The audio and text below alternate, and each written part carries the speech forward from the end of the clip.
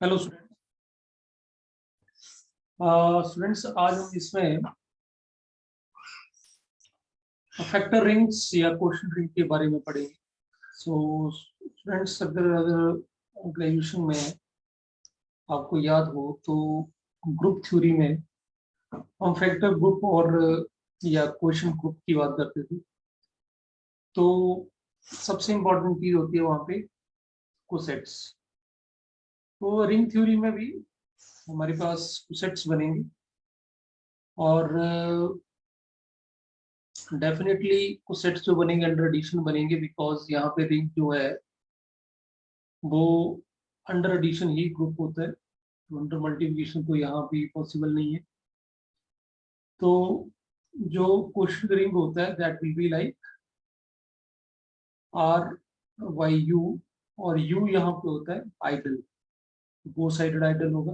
Group theory में normal group होता है, ठीक। नॉर्मल ग्रुप थ्योरी में यहाँ पे आर ओवर एच लेते हैं, एच हम नॉर्मल सब ग्रुप लेते हैं, और रिंग की जगह ग्रुप होता है।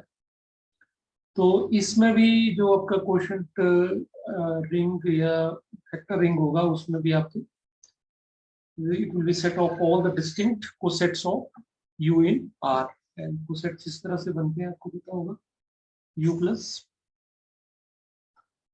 ए, या इसको हम ए प्लस यू भी लिख सकते हैं, क्योंकि अंडर एडिशन ये कॉम्यूटेटिव होता है। तो both way you can write either this और दिस।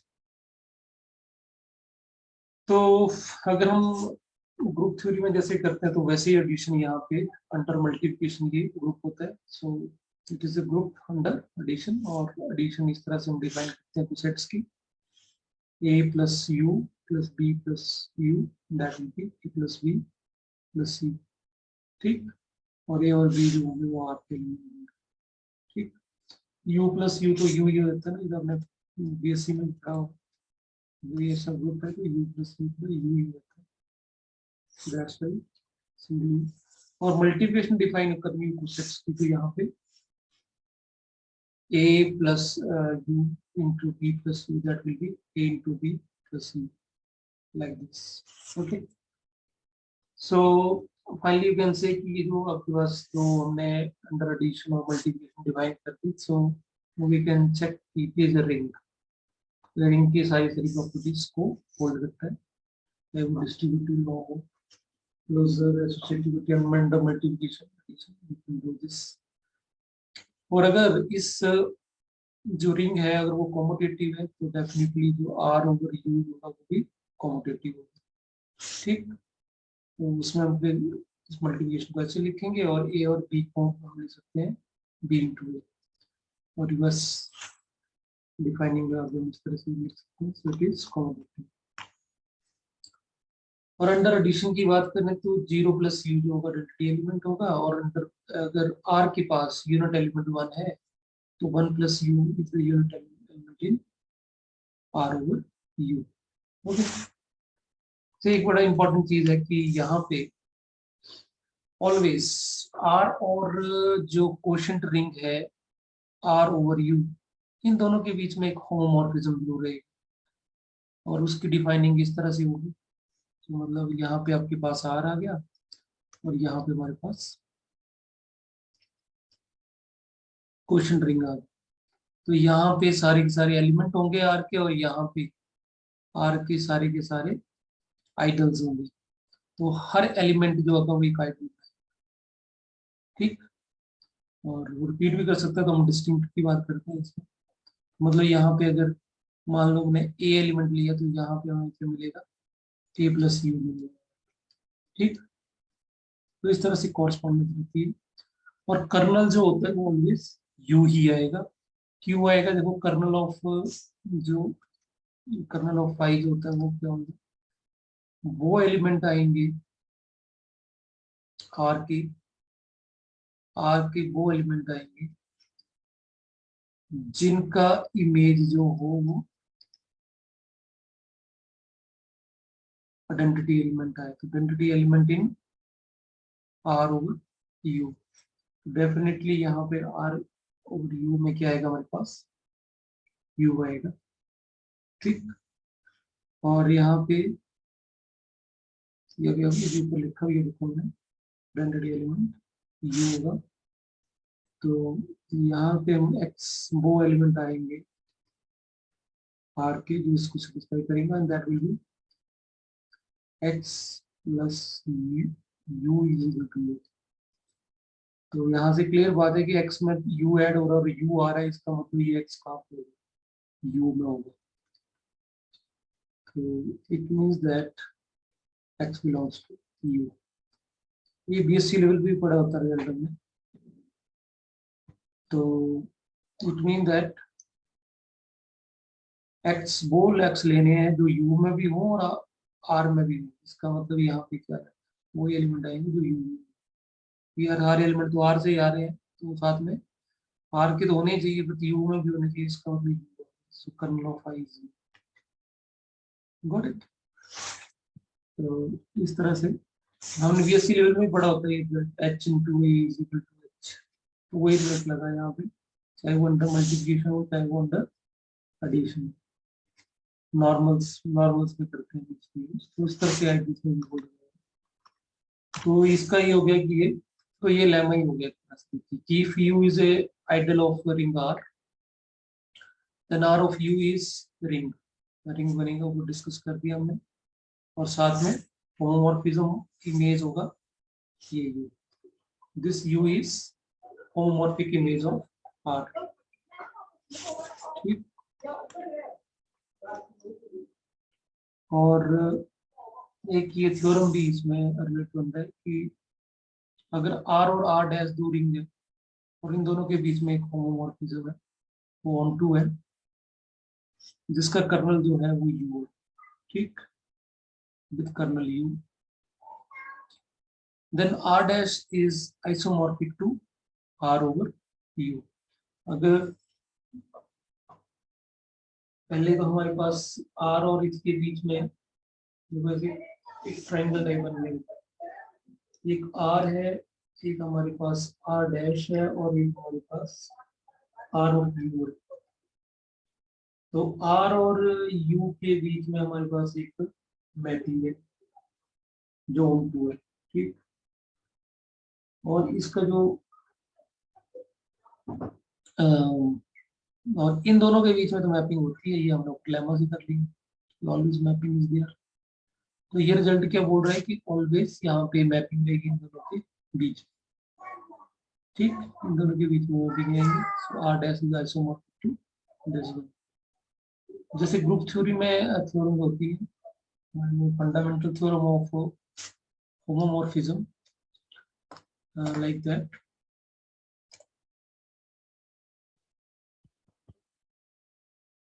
और दूसरा एक और इसके साथ चीज है कि there is 1-to-1 correspondence between the set of ideals of r dash and the set of ideals of r which contains u।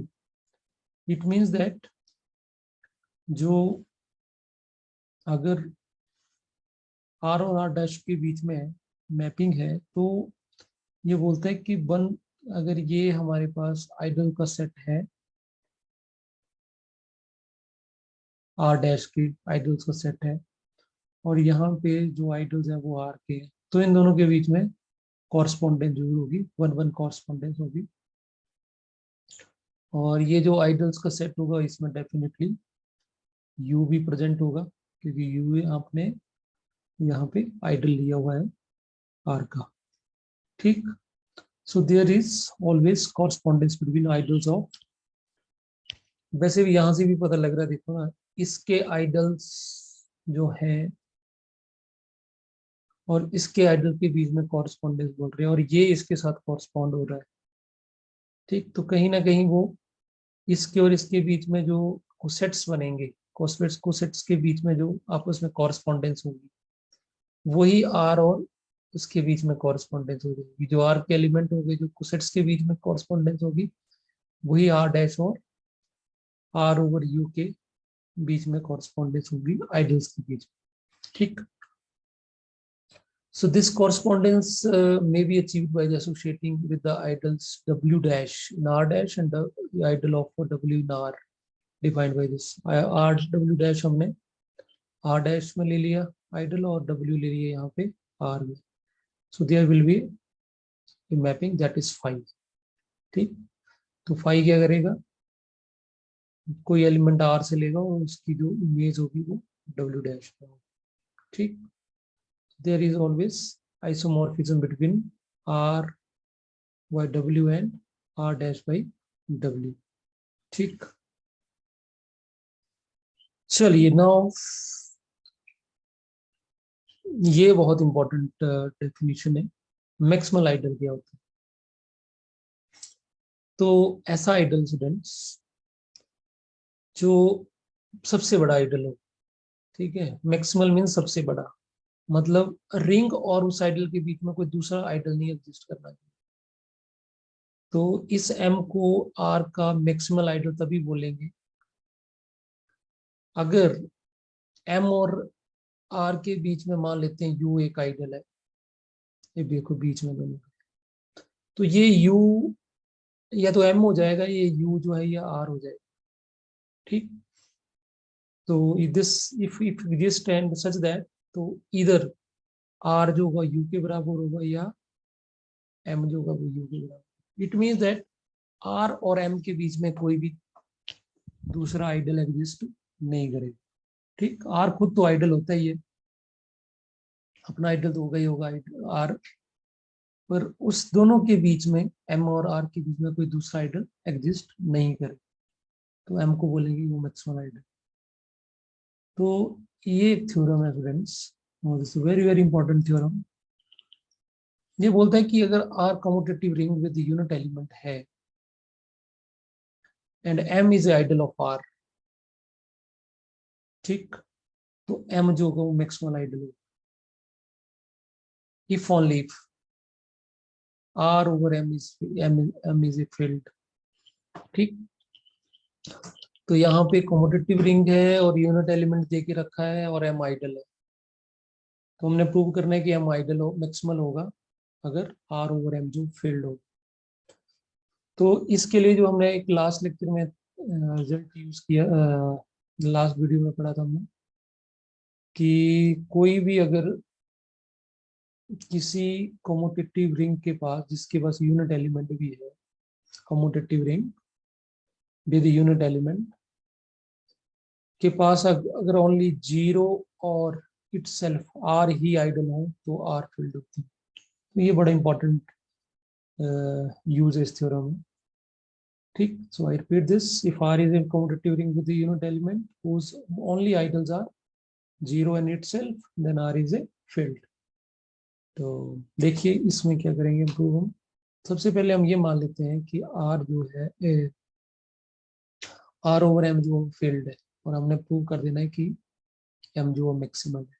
ठीक, तो सबसे पहले मैंने मान लिया कि ये जो क्वेश्चन रिंग है वो फील्ड है और we have to prove M is maximal. Since Rm is a field, so it has only 0 and R over M idols। इसके पास दो ही आइडल्स होंगे, 0 और R over M। और अभी मैंने थ्योरम डिस्कस करा कि there is correspondence between R and R over M। So there is one correspondence between set of idols of quotient ring के जो आइडल्स होंगे और R के जो आइडल्स होंगे which contains M, इन दोनों के बीच में वन कॉरस्पॉन्डेंस होगी। ठीक, तो कीप इन माइंड। ठीक है, अगर आपको जैसे हमने ऊपर प्रूव करा था कि आर जो है वो आर डैश के साथ मैपिंग है और आर डैश की जो है वो आर एम के साथ वन कॉरस्पॉन्डेंस। तो इट मीन दैट यहाँ पे बया बया हो गया ना, ये इसके साथ ये इसके साथ, तो इसका इसके साथ ही हो गया ना डायरेक्ट। ठीक, so there is correspondence between R quotient ring R over M and the set of ideals of R. तो ये दोनों के दोनों आइडल जो हैं वो किसके हैं, इसके हैं फील्ड के, आर ओवर एम के। और इसका मतलब है कि अगर कॉरेस्पॉन्डेंस होने वाली है तो जीरो किसको कॉरेस्पॉन्ड करेगा। देखो हमारे पास दो सेट बन गए, एक 0 और एक R ओवर M, ये किसके आइडल है? R ओवर M के। और R के आइडल में एक M है और एक R ओवर। ठीक, कॉरस्पॉन्डेंस होनी है। अगर 1 1 तो इसके पास 2 है, तो इसके पास भी 2 ही होनी चाहिए R के पास। तो R के पास जो R की जो आइडल है उसमें एक तो M है ही है, तो दूसरा वो खुद होगा, और कौन होगा? और तो कोई भी नहीं सकता। ठीक, तो we can say the ideal M of R correspond to this one. अब मैपिंग होनी है तो किसी न किसी को तो कॉरस्पॉन्ड करना ही करना है ना। इसका मतलब ये इसको कॉरस्पॉन्ड करेगा और ये इसको कॉरस्पॉन्ड करेगा। 1 1 का मतलब यही होता है। So this idol is of this course, idol M of R correspond to the idol 0 of quotient ring R over M, whereas the idol R of R correspond to the idol R over M in this one bump mapping. ठीक है, दूसरा जो R over M है वो किसको map करेगा? R को map करेगा। So there is no idol between M and R. इसका मतलब इसके दो ही आइडल है, एक M है और एक R है। ठीक, सो अगर दो ही आइडल हैं, दूसरा कोई आइडल नहीं है इसमें, that therefore M is maximal। ठीक, so this is very important. Correspondence है तो R और M के बीच में कॉरस्पॉन्डेंस हो रही है, तो इसका मतलब और कोई आइडल बनेगी। ठीक,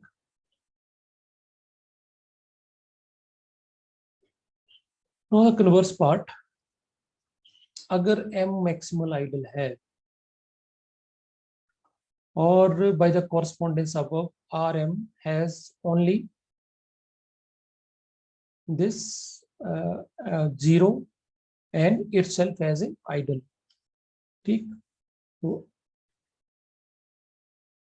by the above correspondence, तो RM और RYM जैसे क्वेश्चन रिंग के पास ओनली दो ही आइडल हैं, 0 एंड इटसेल्फ।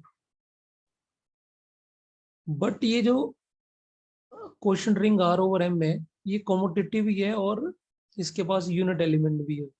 ठीक, कॉम्यूटेटिव तो आपको दे के रखा ही है, और क्वेश्चन में कॉम्यूटेटिव रिंग और यूनिट एलिमेंट भी दिया है R के पास। अगर R के पास यूनिट एलिमेंट है तो question ring R over M के पास भी यूनिट एलिमेंट होगा, और वो होगा 1 plus M, M plus 1 plus M। तो बाई लेमा, अभी तो मैंने लेमा आपको दिखाया।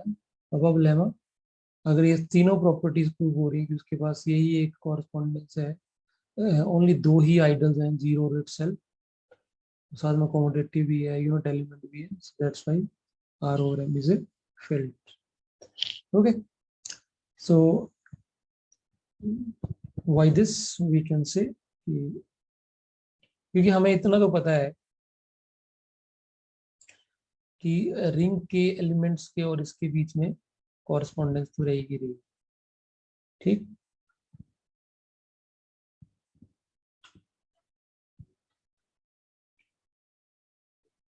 so that's all for today's lecture। Thank you for watching this। If you have any query, you can comment me।